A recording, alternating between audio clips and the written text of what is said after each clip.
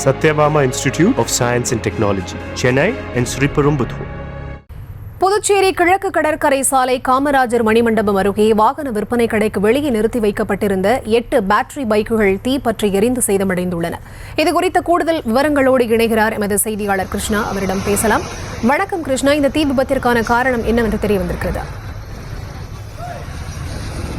புதுச்சேரி சென்னை கிழக்கு கடற்கரை சாலை காமராஜர் மணிமண்டபம் அருகே பேட்டரி இருசக்கர வாகனம் விற்பனை செய்யும் நிலையமானது இருக்கிறது. இந்த வாகனம் விற்பனை நிலையம் எதிர்க்கே 8க்கும் மேற்பட்ட இருசக்கர வாகனங்கள் நிறுத்தி வைக்கப்பட்டிருக்கிறது.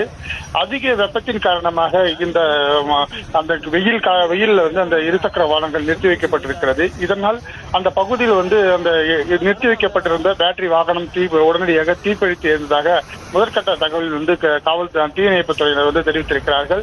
இந்த சம்பவம் அந்த பகுதியில் சென்றவர்கள் பெரும் ஒரு அச்சத்தை ஏற்படுத்தியிருக்கிறது. இது சம்பந்தமாக எந்த ஒரு அசம்பாவமும் எதுவும் நடைபெறாத நிலையில காவல் தீயணைப்புத் துறையினர் உடனடியாக அந்த தீயை அணைத்து கட்டுக்குள் கொண்டு வந்தனர். இது குறித்து மேலும் விசாரணையும் நடத்தி வருகின்றனர்.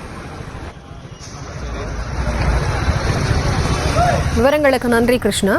Satyabama Institute of Science and Technology, Chennai and Sriperumbudur.